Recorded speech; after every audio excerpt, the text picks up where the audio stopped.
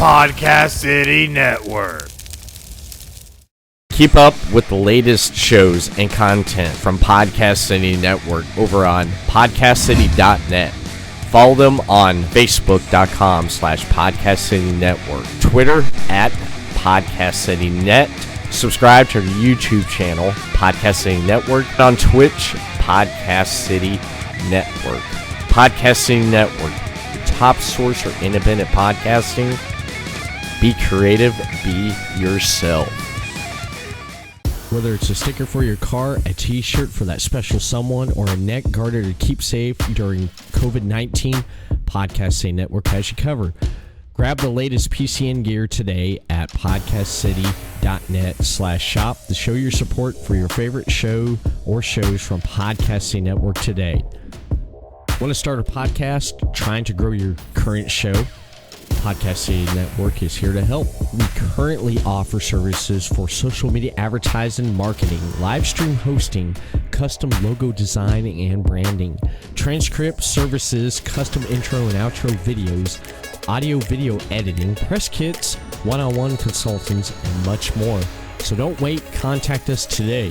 podcastcity.net/services. Head over to the website, fill out the form, get in contact with Podcast City Network. Have you ever wanted to start a podcast but didn't know how? Do you already have a podcast but you don't know how to grow it? Are you trying to find ways to make your podcast profitable? You can learn how to do it here at Podcast City Network. We offer consultant services, tutorial classes to help with learning to better expand your knowledge to grow your show. We also give access to our network of shows to help with cross-promotions, guests, and overall reach while becoming a part of our ever-expanding PCN community based on people helping people. The best part is no membership fee. So what are you waiting for? Fill out the contact form below right here over on podcastcity.net/join now and sign up today. Podcast City Network, your top source for independent podcasting. Be creative, be yourself. The Everett Lee Show. Welcome everyone to the Everett Lee Show. I'm the Everett Lee. I want to give a shout out to everyone that follows me on social media over on Facebook, Everett Lee Show, Twitter, Everett Lee, Instagram, Everett Lee, and of course, Podcast City Network, the official host of the Everett Lee Show. Right now, I have on standby a great, talented guest. He is in the Netflix hit show Squid Game. I want to welcome to the podcast and the program, Geoffrey Giuliano. How you doing, Geoffrey? Very well indeed, sir. It's a great pleasure to be here. Awesome. I am so glad to have you come on the podcast here and talk with me about a lot of different things that we're going to get into discussion with, talking about a lot of stuff. And of course, Squid Game, we can't forget that. No, it's unforgettable for sure. Yes. When I die, prior to this, it could have said any number of things, but now it'll say Squid Game actor succumbs after long illness, for sure. Nice.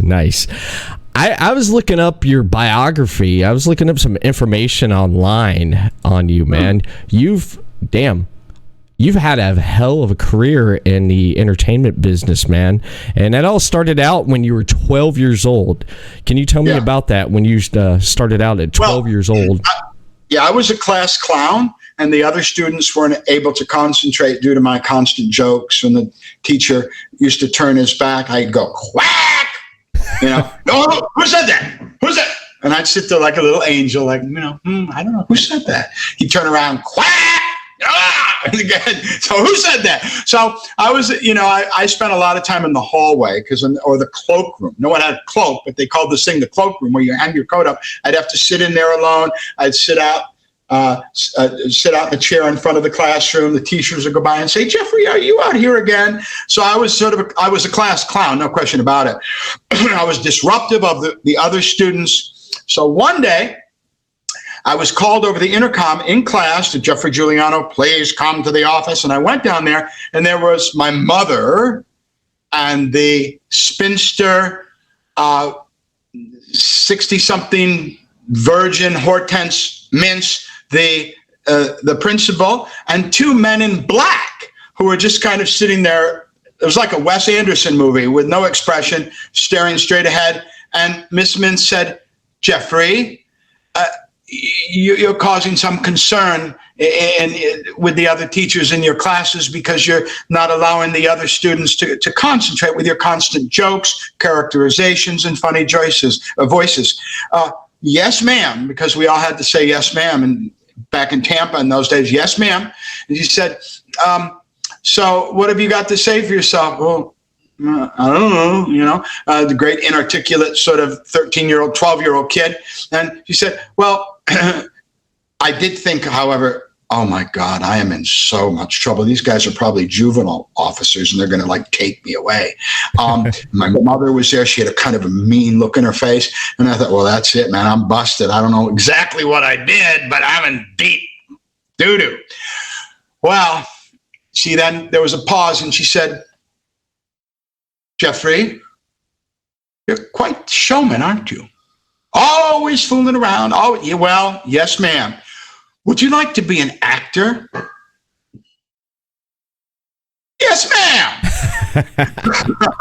So the guys looked at each other and everybody looked and she said, well, these men are from the university. I was 12.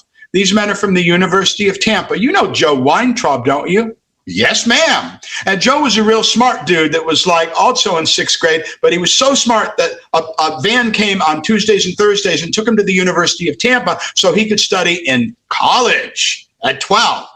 Well, maybe you'd like to go to the University of Tampa too, Geoffrey, and with Joe, and he can study his math and you can study theater and acting in the theater department. How would you like that, Geoffrey?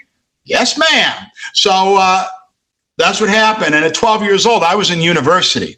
So obviously there was some kind of God-given fairy dust that landed on me as I was going through the conveyor belt of souls somewhere in heaven or wherever, because there's no reason that I should be able to do any of this, Right. But yet I can. I've also written 32 books. I never had a writing lesson.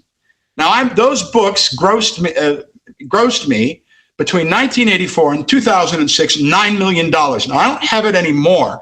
And I didn't know this till years later when my agent told me the story. When I said, how much did we make in those books? He said, well, around about $9 million. Holy shit.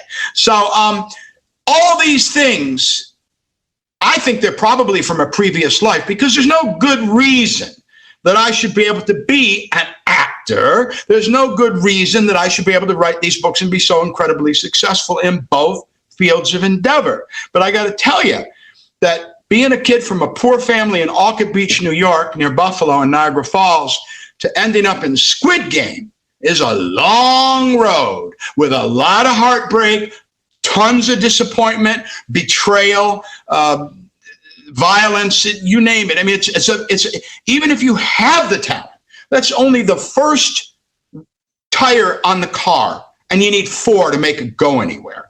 So to assemble all of this circumstance, to put 4 tires on the car of fate, to drive you up to the goddamn Netflix parking lot to be in Squid Game is an impossible journey that I have taken. And I don't know why or how, but here I am. It's an amazing road. From what I'm reading right here, what I have up on my screen here of what you've went through and what you've accomplished. I'm looking right here. You did get your acting directing degree in 1976, and your master's, and you've literally done hundreds of voiceovers and narratives for both syndicated radio and international audiobook industry. 750 audiobooks I narrated, and I was narrating when you got here. I got a studio in that room there. Oh, nice. So I'm a big narrator. In fact, after I did whatever movie it was about 3 years ago, I was sitting at home and my wife said, you are so annoying can you go and make a movie and get out of here? You're under my feet. Well, look, I would, but I don't have a movie. Well, you got to do something. You're annoying me. You're annoying everybody. It's just so difficult to have you home, Geoffrey. We love you, but get out. So I thought, well, yeah, no, you're absolutely right. And I thought, well, what? I was right on that sofa over there, and I thought, what can I do? Wait a minute, I've been doing voiceovers for years for everybody. I know, I'll start my own audiobook company. Well, we started it in 2017, and now we're the biggest independent audiobook, that kind of thing, this kind of golden touch that I have. But it's a golden touch that comes with a lot of hard work because, you just can't start an audiobook media company on your sofa. But I did, and I stuck at it. That's the thing. I'm 68, man, and I just I'm too stubborn to give up. I just can't do it. So, it's, again, a successful audiobook company called Icon Audio Arts. But I want to tell you a little story about what happened about 2 weeks before Squid Game came out. Okay. And there's a bedroom here, and my 14-year-old half-Thai son was in there asleep. And after I shut down the office here, I went to check on him, and his foot was hanging over the bed. So I picked his foot up, put it under the covers, covered it over. There was a moonbeam coming in through the window, and it sort of lit up my face and the wall. And I just kind of looked at it, and I said to myself out loud, well, Jeff, hey, man, you're 68. You've done everything that you were supposed to do. You got your master's degree. You did summer stock. You worked for free at TV stations in Toronto for 5 years. You did Shakespeare in the Park. You did crappy plays. You did children's theater. You did TV commercials. You worked your way up through that with small parts in movies and medium parts in movies and big parts in movies. And you've done 28 movies, some of the biggest movies like Scorpion King, and you've done 3 Hard Target. You've done all these. But you know what, man? You didn't make it. It didn't happen for you. It didn't happen for you, buddy. 2 weeks later, it happened. I became a worldwide, internationally known, famous guy for acting. And, it was I always knew from the time I was a little tiny, tiny kid, dude, you're an actor and you're going to be a famous actor.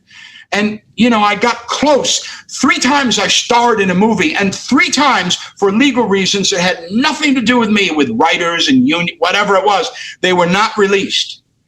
So, it's like, how heartbreaking that is? God, I did it. I moved the needle. I'm starring in a movie, and we went to Cambodia and the jungle and we filmed it, and it was fantastic. There's still clips on my YouTube channel.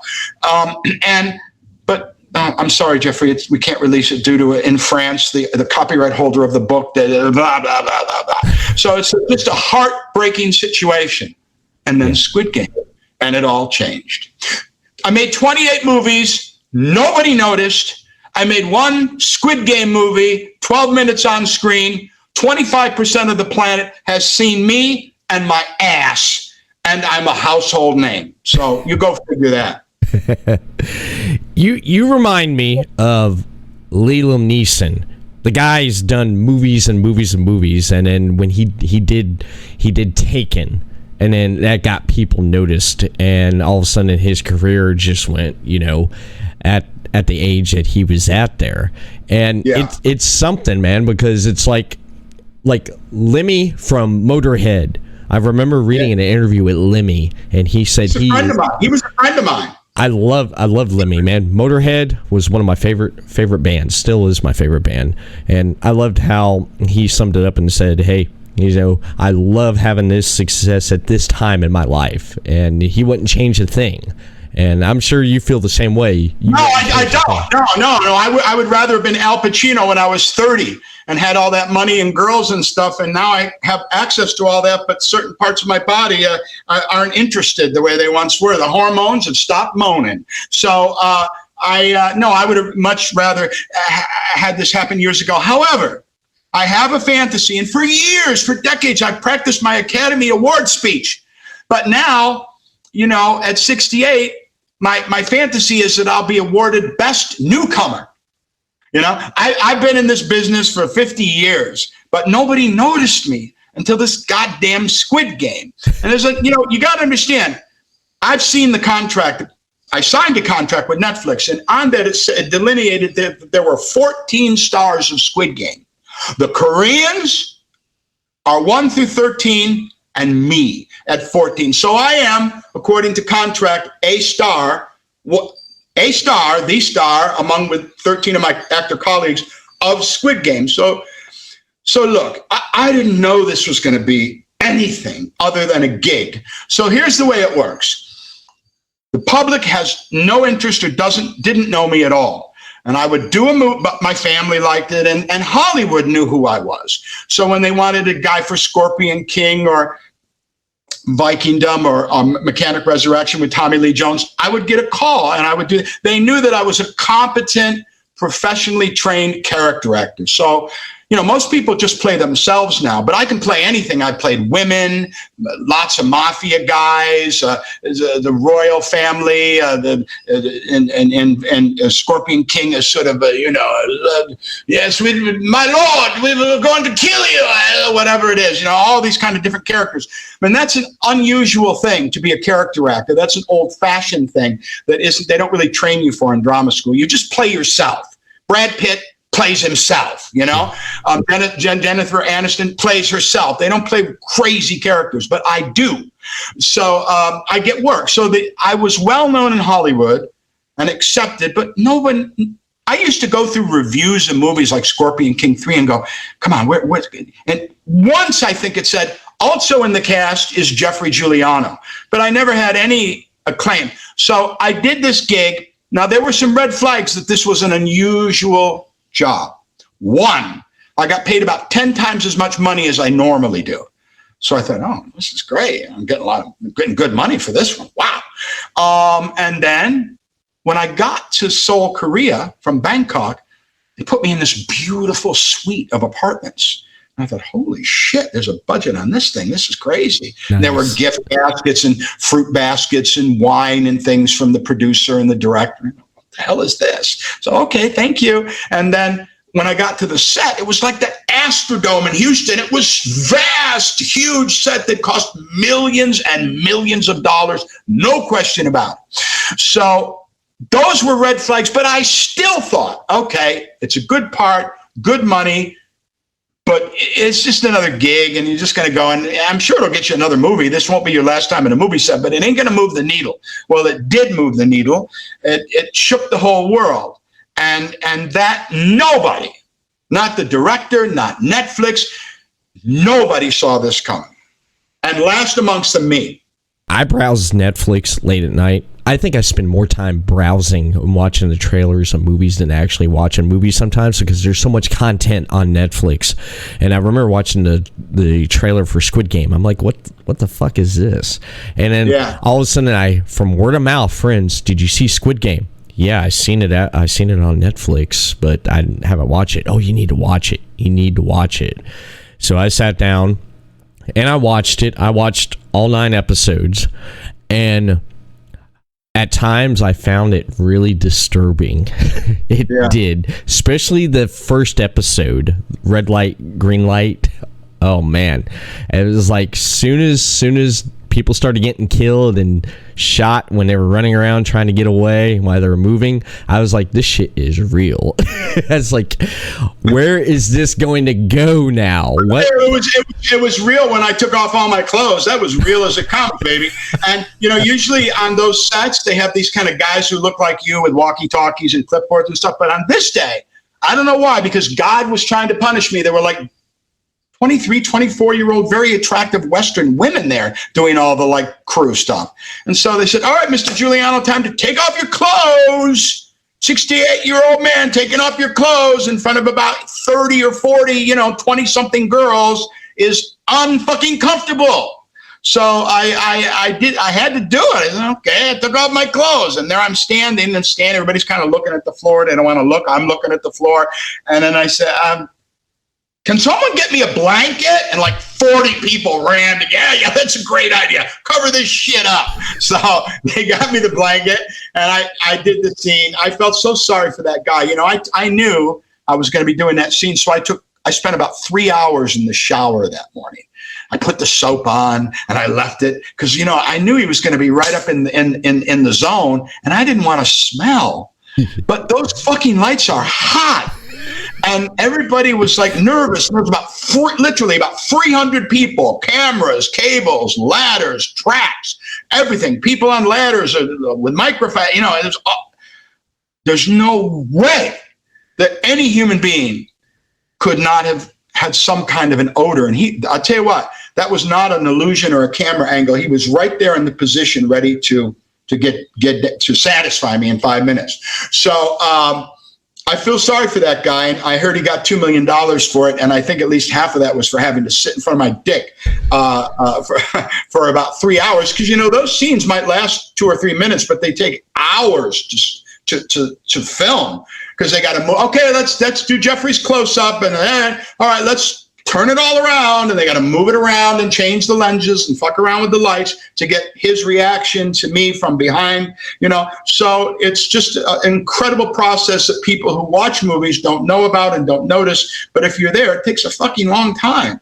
And it was a tough day, but, you know, we got it.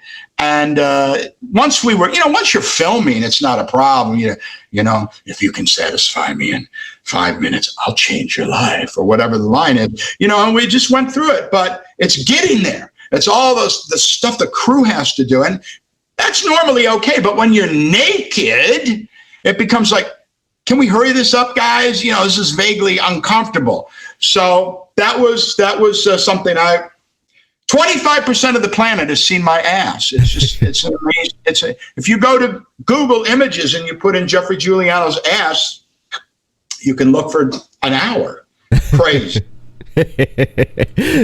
People spending an hour looking at your ass. My kids say, like, oh, I don't want to go to school. Why not? Well, because everybody's talking about your ass, you know? All the teachers, like there's a sort of teacher, a single teacher that's sort of been flirting with me all these years. And he goes, tell your father I said hello. I saw him in Squid Game. Now when people say they saw me in Squid Game, I say, I'd like to apologize. Oh, no, that's okay, you know, because I know what they saw in Squid Game, you know? I love that episode because you were VIP number 4, and you're sitting there, and they didn't even say the name of that game. I call it Bridge, because basically you're going across a bridge and not trying to fall through real glass. They're trying to land on the tempered glass. Everyone, all the VIPs was all involved in it. You're sitting there like, shit, man, give me a drink. Hey, you look good.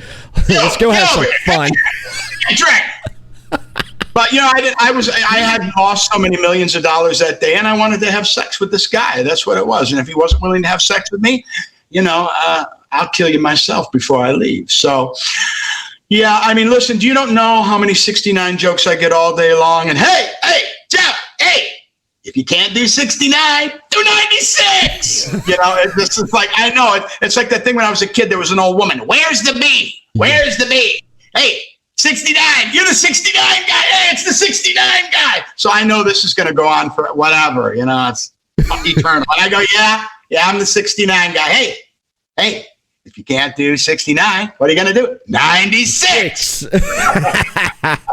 I love that, because there's that moment where there's nothing, it's just intensity, and then all of a sudden you speak up, and it's just like, I just start dying laughing, because I'm sitting there watching this. I'm like, God, this is disturbing, man. Falling through the glass. I'm like, oh shit. And all of a sudden there you are, you're like, he's staying with me. It's like, oh man, you got to think of all the different reactions in all the living rooms of the world. Some people say, turn that off. I don't want the kids to shield your eyes, children, you know? And there's people that are going, yeah, man, look at that. In fact, I got a lot of things saying, hey man, you are hot. And I said, dude, I'm 68. I'm a lot of things, but hot ain't one of them. I'm cold now. That hot shit is over, you know?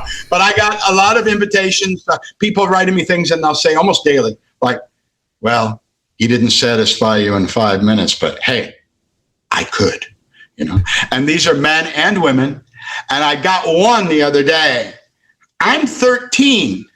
And I could satisfy block. Oh my You know, it's like, man, my kid he said, block that immediately, and I block, you know. So there's a lot of, you know, it's very strange. It's a strange thing. And, you know, all this stuff, I have a master's degree in Shakespeare, you know, and I do all this Shakespeare and all this fancy art. And then I become famous for VIP4. It's crazy.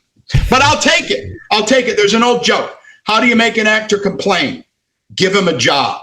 So there's no way I'm complaining about being a world famous dude, you know, at 68. You know, it got here. It was a little late, but it got here, and I'm taking full advantage of it. I'll tell you what I'm doing is I'm doing a worldwide perpetual international tour of comic cons where I will meet all these people, and I have a stand-up comedy routine that I'll do based on Squid Game, and that's happening. And plus I'm doing many movies, obviously. Nice. I did watch a podcast that you did recently, and you said you're the only American actor off of Squid Game that's actually going out and promoting it because the rest of the cast can't promote it, or what's the situation with that? The situation is they don't speak fucking English. That's the situation, and I don't quite understand whether, I mean, God bless them, and they're very talented. They're my colleagues. We're all brothers and sisters in the acting arts, but come on, man, they don't speak English, you know, so what are you going to do with them? I mean, what are you, 40, 45, 50-year-old, from 50 to sort of like 21 with the girl or something? You're not going to learn English that quickly to make movies and to do this properly. So, you know, I haven't had the opportunities that they have, but I didn't have the part they have. However, I'm the only one in that movie with any part of consequence that is American, and I can speak English. So yeah, I would expect that I would be doing, you know, some pretty good movies fairly soon. Everyone's seeing your ass, and then of course, yeah, that's all it takes, baby. That's all it takes. That's all it takes, man. And you also have another movie on Netflix. 3 movies on Netflix. I have Kate with Woody Harrelson. I have Peninsula Train to Busan, which is one of my favorite parts. I think I did very well in that. And Squid Game. So I have 3. In fact, I have the most popular television series ever on Netflix, and I'm in the #1 film, Kate, on Netflix, and then of course Train to Busan, Peninsula. At the same time. Kate and Squid Game, man. How the hell does that feel, having a movie and a series? Well, you know, I tell you what, it's some kind of payback from God for the years of rejection, for the years of people not giving a shit, for the years of like, you know, come on, I'm from Alka Beach, New York, and what do you want to be when you grow up? I'm going to be a movie star. You know, get the fuck out of here. You know, your father's a plumber, your mother's you're going to be, dude. In fact, when I was in junior high, the Coach Escobar said,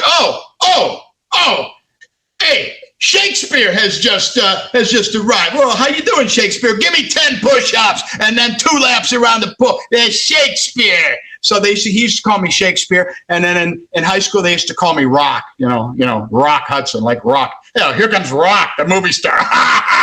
You know, so it's like I put up with a lot of shit, but I was fucking determined, which is really all it takes in life.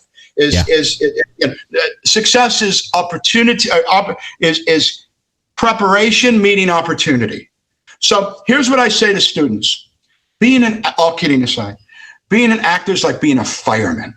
Every day you go to the station, you clean your boots, you know, you check everything on the truck, you make sure the hoses are in good working order, and there's no fire. There's no fire the next day, and the next day, and maybe weeks go by. But one day, that fucking bell goes off, and there is a fire, and you got to be ready to deal with that eventuality. And that's what acting's like. It's like, you know, you do a part. We used to have a saying that did it move the needle, or is it going to move the needle? I think this one might move the needle, and it never does. So one of my friends called me and said, "Hey, Jeff, you moved the needle." And that's a really hard thing to do, because this is a brutal business. They don't care how you feel. They don't care if you can pay your bills. They don't care if you can take care of your kids, put your kid in school. They don't care nothing. It's like, it's just kind of like the luck of the draw. And, you know, I'm just too goddamn stubborn to quit. And I'll tell you another thing. What's his name? It escapes me. Who's the famous black actor, the old guy that plays God and everything? Well, Morgan Freeman. Yes. Morgan Freeman didn't get an acting job of any consequence till he was 50. And he said, it was like this, but once it tilted up, it never tilted down. And that seems to be what's happening to me. But I'm 68, 68. What are you going to do? You worked, you grind at it, and you moved the needle. Like you said, you moved the needle finally. Finally. Talent has almost nothing to do with this process of getting famous in movies. It's like luck. Talent is a tire on the car. Luck is a tire on the car. But there's a marketing tire. And I got to tell you, that last tire is so tough because once people see that Giuliano's good, it's not like, hey, it's not like I thought, hey, Giuliano's a really good actor. Let's make him a movie star. It's like, Giuliano's really good. He's a threat. He could take a job away from me. He could take a job away from you. Let's keep this guy down. So, I'm the same actor I've always been. It's just the world, because of Squid Game, people know about it. But I tell you, I once had an actor, I was coming out of an audition and he took a swing at me and I ducked. And I said, what the fuck is wrong with you? He said, man, you got the part and you're taking food out of my daughter's mouth. I said, dude, I am not doing it.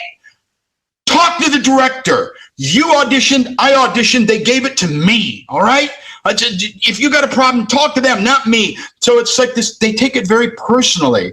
And I'm telling you, it's harder if you're talented. It's harder if you know what you're doing on a movie set because the majority of people I've met were there to keep me down, the gatekeepers of Hollywood to keep me out. It's a kind of a closed clique. And to get in there, you got to really do something extraordinary like being Squid Game.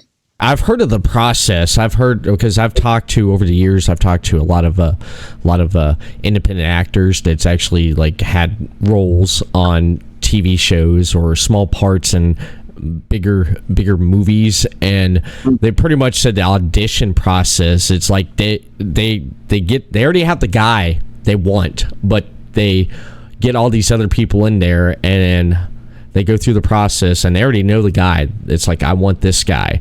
And it's brutal. I've heard, man. They just here's what I know about that process. It's like they do have to put up a front of looking at many people when they already know. That's correct. But I'll tell you this: when I can get my face in front of the director, I almost always get the part. When it goes through intermediaries, when it goes through filters, oftentimes I do not. So there's something about, and I'm actually very good at improvisation. So, and now you don't have to go anywhere and sit there and take a number and fill out an application. You just do it at home with a webcam. So that's much easier. In fact, my audition for Peninsula is on, and my successful audition for Peninsula and Squid Game are both on my YouTube channel, the Geoffrey Giuliano channel. So any actors out there that want to see what a successful casting is to get you a good part in a movie like Squid Game, it's right there on the internet, and you can look at that. What would you say to someone doing an audition? What advice or what would you say to them? It's not acting. This is not about acting. It's about being. If you can get to the level where you're being, where you're actually are that thing without being stupid and offensive and, like idiot method actors that, like Lady Gaga said, she was in that Gucci character for 6 months and people had to call her by that name, and that's all bullshit. But an actor has a bag of tricks that he's refined, and in my case refined over 50 years, that I can draw upon in order to do a casting, to do a role. So basically what you have to do, it's fucking bullshit. It's pretend, it's make-believe, but the good actor can hide the seams. It's all cut and paste, with all the tricks I have. But I've been doing it so long that I can kind of hide the seams so you don't see where it's sewn together. And then it has the illusion. Of course it's not real. Of course I'm not a billionaire in Squid Game, but you I also describe it as a state of self-hypnosis. Especially when I was younger, my eyes would kind of go out of focus and I would, in some way, approach being that person. It's almost like a possession, right. If you do it right. But, it's not like I go to the lunchroom and I go, hey, Call me VIP4. I don't do that shit. I just, when they say cut, I'm Geoffrey again. But it's, I guess, it's easy. I say to people, what is the fuss here? It's just acting. Someone said to Katharine Hepburn, is acting hard? And she said, well, Shirley Temple can do it. How hard can it be? So it is, I don't think it's that hard, but for people that can't do it, it's hard. For instance, if you go to someone at Cirque du Soleil and say, wow, man, that's amazing how you do that thing with it. Well, it's not that hard. You just practice. Well, yeah, because you can do it. So maybe acting is very hard, like the tightrope or at Cirque du Soleil. It could be. But to me, it seems very simple, and I really don't understand what all the fuss is about, but I'll take it. Any director that you enjoyed working with, doing Yeah. What are some of your favorite directors? There was a movie called Bill and Ted's Excellent Adventure. Yeah. And the guy, Joel Sassoon, not Sassoon, Joel something, so like Sassoon, something like that. Yeah. He was a good actor, and I made this movie for him called Buffalo Rider, where I played a kind of, I guess, pedophile dude that picks up a girl hitchhiking and he's going to, try to propositions her. Well, when we were making that movie, he said to me, wow, Sassoon. Yeah, Joel Sassoon. He said, God, you're good. You're so good, man. It's fantastic to work with you. He kept saying that shit. And there were other actors standing around there. And I said, Joel, can I have a word with you? And we walked away. I said, dude, stop saying that shit. Oh, I know, Geoffrey. I said, it's embarrassing. He said, no, I know, but you're so good. It's so great to work with someone that's good. And I said, dude, please stop. These are other young actors here. It can make them feel uncomfortable. It can make them feel insecure. And, I'm good or not good. I don't know, but I don't need to hear it. I've heard it many times. And I said, but, like, as long as we're having this conversation, let me ask you a question. If I'm so goddamn good, why is it that I'm not some big movie star in all these big movies and I'm living in Bel Air and multi-millionaire? He said, oh, you don't know? I said, no, I don't know. He says, you don't know how to become a movie star? I don't know how to become, obviously, I don't know how to become a movie star. I'm doing this low budget movie with you. He said, well, this is how you do it. You have a good part in a movie that's incredibly successful and you'll be a movie star. Well, that's just what I did. I did that with Squid Game. I didn't see it coming, but it happened. It's like a car accident, It's like, whoa, what happened, man? I don't know. I didn't see it coming. Shit, my neck hurts. Well, you've been in an accident. What am I doing? Where am I? You've been in an accident, sir. Don't panic. So what it is sort of it's like an acting 10-car pileup on the highway, and you're laying under a car, and you see the paramedics there is shining a light in your eyes going, well, what happened, man? You were in a movie, sir. You were in Squid Game. You'll be all right. All right. We're going to get you some help. With Netflix, they pretty much said they already they said season 2 is going to be happening. I can tell you some shit about season 2. That's your question. Yeah, that's my question. Here's what I know. The director likes me, whatever. Back to the Cirque du Soleil example. Why he does, I don't know, but he likes me. So I've had some smoke signals from the production, and this is what I heard. It's not a prequel. It's not a sequel. Sorry, it's not a prequel. It's a sequel. In other words, they're going to pick it up exactly where it left off. Now, that means that he can only use the people that are not dead. Number one, I'm not dead. As a matter of fact, there was a very peculiar thing in my final scene in the movie where I'm laying there naked on the floor, and the guy rushes in and he said, we got VIP4. He's down. Is he dead? No, he's just unconscious. Why did they say that? It had no relation to the story, but they said it. Yeah. It's like they made it a point out of saying he's not dead. I mean, I could have just as well been dead. The cop killed other people, but, I wasn't. Is he dead? No, he's just unconscious. So that's one suspicious thing that makes me think they're going to bring me back.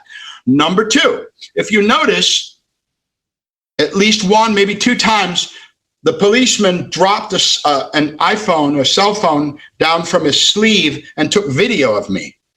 What's that all about? It was never explained in the movie. Nothing happens in a movie like this that isn't completely planned out. because they have actual artwork called storyboards. He reaches his hand in front of his face, and you'll see that picture. And then they'll say, all right, Geoffrey, so look at the storyboard and then reach your hand. They'll bring it up a little bit, bring it down a little bit. Okay, bring it up. Okay, that's good. Don't move.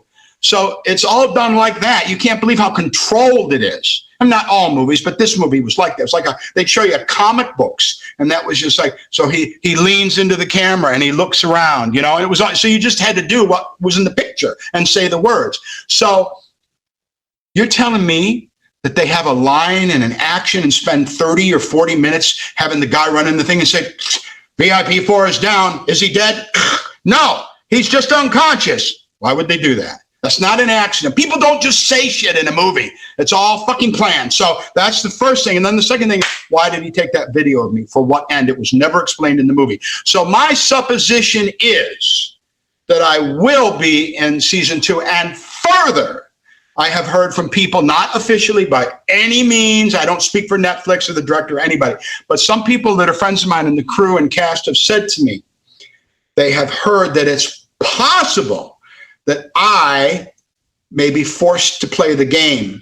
I might be sort of captured by those guys, the players, and then, all right, you son of a bitch, you took great enjoyment in seeing our misery. Now you play the game, you know? So this is the other thing that I've been, you know, people are speculating about. Let's put it this way. I think there's a good 50-50 chance I'll be in season 2. And if so, I'm going to get the toughest son of a bitch lawyer in Hollywood to negotiate my contract so that I get that, you know, the main stars got between $2 million and $1 million for the main actors. You know, I'd like a piece of that money.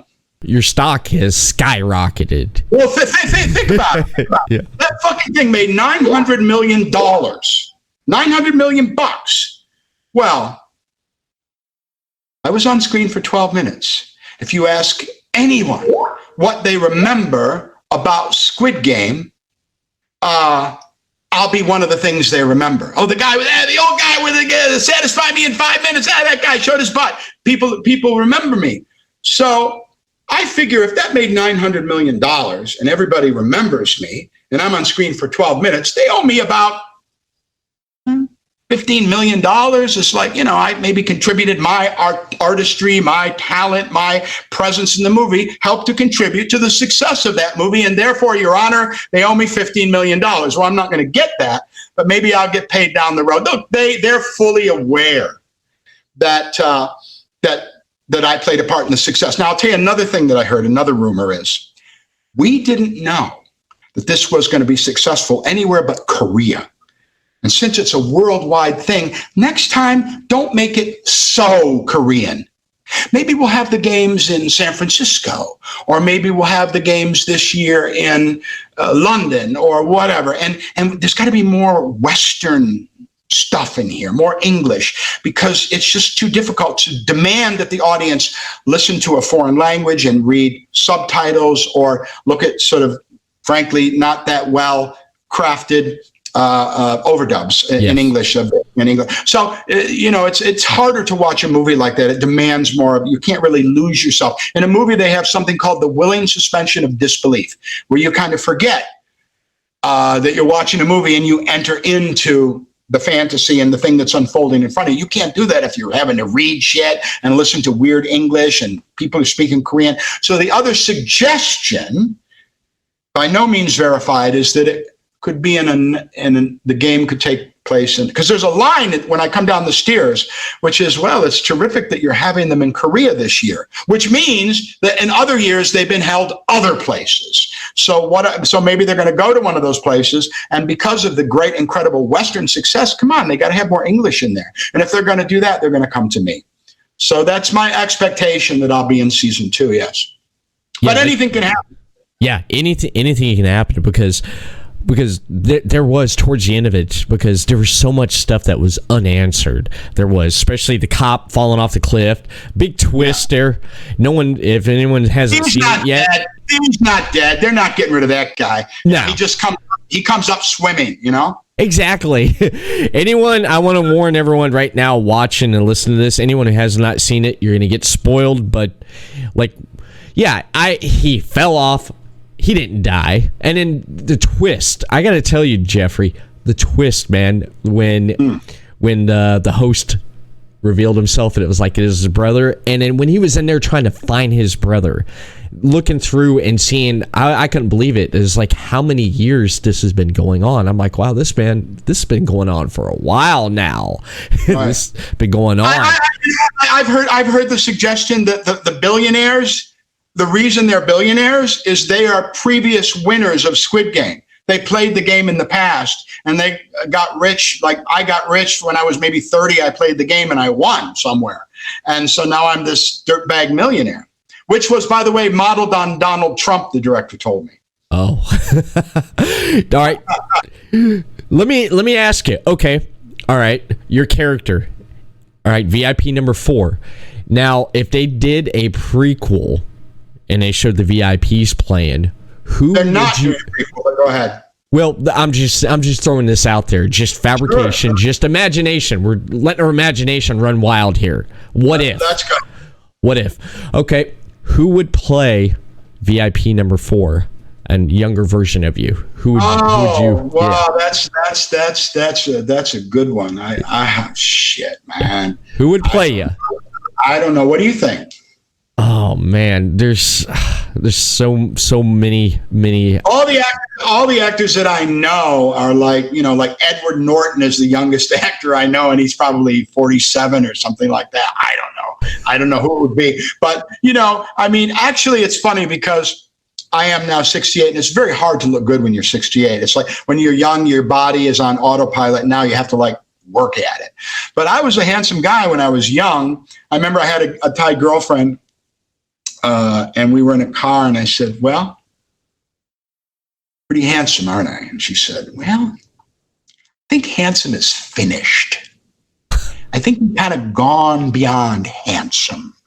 I said, well, I certainly was handsome. Oh, sure, maybe you were, but you're not anymore. So I know I've got the pictures in the scrapbook. I was a good-looking guy. I was a model and all that shit. But, time marches on. So, in fact, now, before I didn't do it with you because I completely forgot about this interview, but normally I put on, I got some makeup here. I got a little pancake. I put a little eyebrow pencil because your eyebrows disappear when you're old. I don't have any eyebrows anymore. They're gone. Anyway, we're wandering in the weeds, but yeah, it's, I don't know who would play me. I don't know. I've seen some movies. I don't want anybody to fucking play me, and because then I won't get the money. What are you talking about? Now, if they did flashbacks, let's say if they did flashbacks, that would work too. Hey, you in the present, and then flashback to your younger self. Well, if they get my fat ass out on that bridge, playing the game, I won't even get to the first piece. I'll be gone. I'll be splat. I'll be a watermelon off a skyscraper. I'll be all over the sidewalk for sure. Oh, so I don't know how that would work out. But Seoul, Korea is kind of a strange place. It's like I'm a vegetarian, and they don't have vegetarians there too much, and so I didn't get anything to eat for like a month when I was there. It was a hard shoot, and I was isolated. I had to be away from Christmas, and that was one of the reasons I said, you got to give me good money. If you want me to be away from my 13-year-old son at Christmas, dude, you got to give me some money. Right. Because Christmas time is a very important thing for me and my son. I don't know how many more Christmases there'll be, I remember my mother saying to me once, I said, okay, at Christmas, I said, all right, look, I got to go. I got you. No, wait a minute, Geoffrey, sit down, sit at the table. It's Christmas. You don't know who's going to be around next year, Jeff. And exactly. My mother died, and that was her last Christmas, and I did stay. So yeah, life is precious. Life is short. Life is fleeting. And if you want my services, you got to pay me. Life, I agree. I agree with you because life is short. Because I just lost my mother back in September. I just lost her, and she was 79. And this is going to be the first Thanksgiving and Christmas. Yeah. Oh yeah, man. That's when it all comes. Look, can you imagine me? I'm 68. I've lost 3 sisters and 1 brother. I've lost my parents. In fact, I said to my son, you don't realize when you're the youngest of 5 children, you think, wow, cool, I'm the youngest. But then I never thought ahead to think there'll be a time, Geoffrey, when everybody you grew up with is dead. And like you're the last man standing. And that's really, especially at the holiday. Yeah, I think about it all the time. It's like, Mom, Dad, Bob, Sharon, Sheila, where are you? Where is everybody that I knew? Where are you, Aunt Myra, Uncle Si? Where is everybody? And there's nobody. I'm like the last man in my family standing. So now I have to be always with younger people, and it's weird because I can't refer to things in the past with you because what's that? Who? Led Zeppelin? Who is that? John Lennon? What? And they don't know anything. So it's difficult to, you can't, there's a level that you can't interact with other people on because there's no one around of your generation. Right. I was a kid in the 80s, teenager in the 90s, but I had older brothers that always listened to classic rock. They always listened to Led Zeppelin, Black Sabbath, Rolling Stones, and that stuff like stuck with me. I mean, at 5 years old, my first musical influences getting exposed to was my brother had the Beastie Boys, Licensed to Ill. Hearing that at 5 years old, seeing MTV for the first time, seeing Billy Idol, dancing with myself. I was like, that is cool. I want to spike my hair just like Billy Idol. And then seeing David Lee Roth in Van Halen jumping on stage. And I was Hot for teacher. Yes. I was hot for many teachers in my life. I have too, man. And I just seeing that at 5 years old, it was like, wow, I just was exposed to that stuff and it stuck with me because being fans of that type of music all the years of stuff and just growing like musically, like getting into a lot of different music. I have a 4-year-old daughter and she discovered Queen, and my wife took her out the other day to the grocery store, and she's with my wife, and she's walking with my wife doing grocery shopping, and she's singing "We Will Rock You," and people walk by, they're like, all right. Yeah, I love it, man.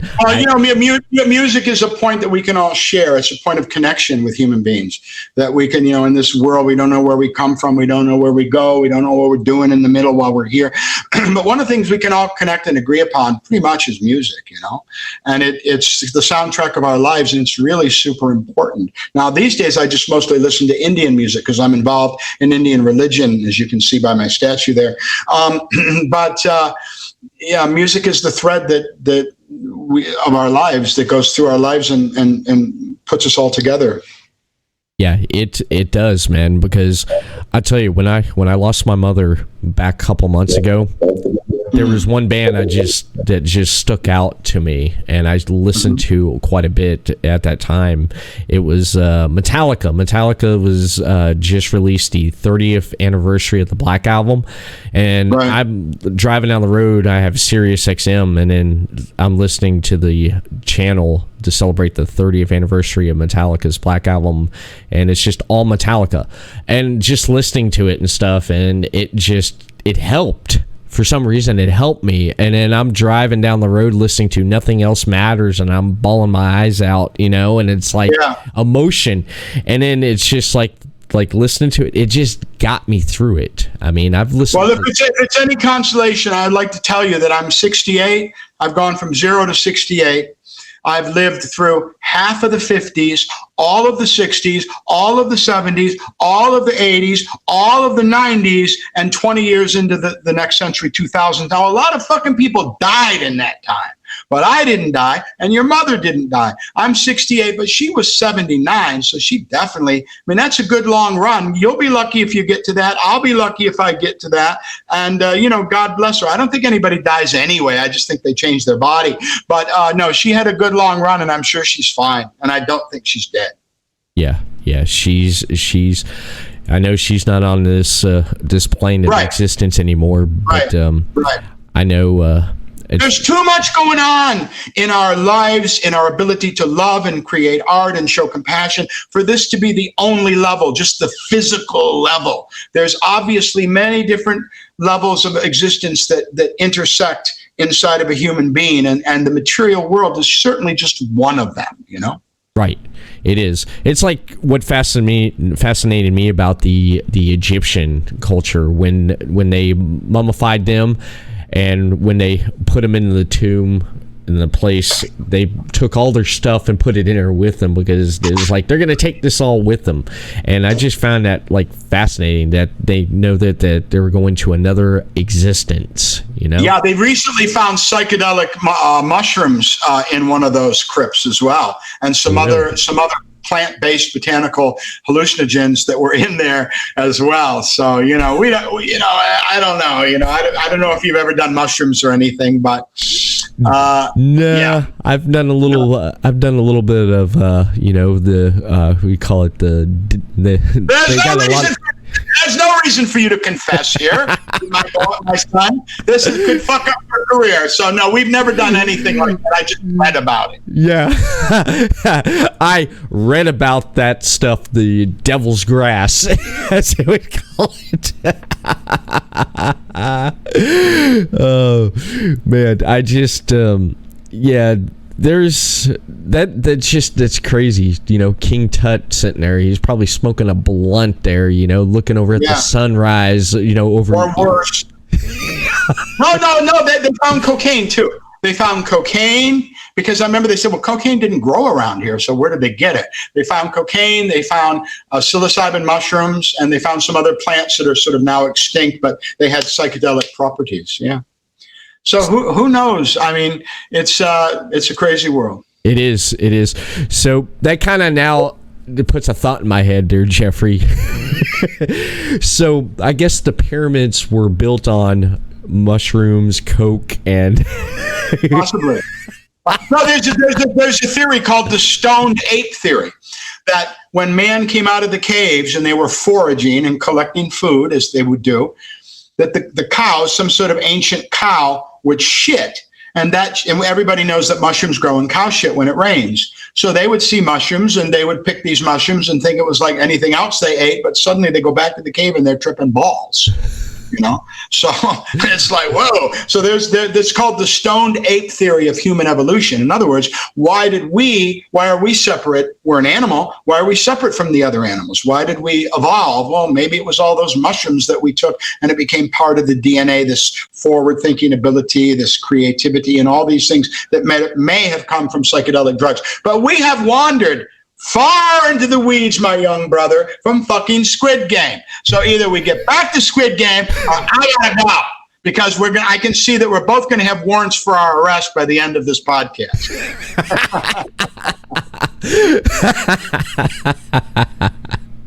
Somebody's listening to this shit and they're not happy. There's a cop somewhere that's taking notes. They can take notes. We're in a secured location. I will say this in defense of myself. Mm-hmm. You'll be lucky if you're this cool when you're 68, dude. You know?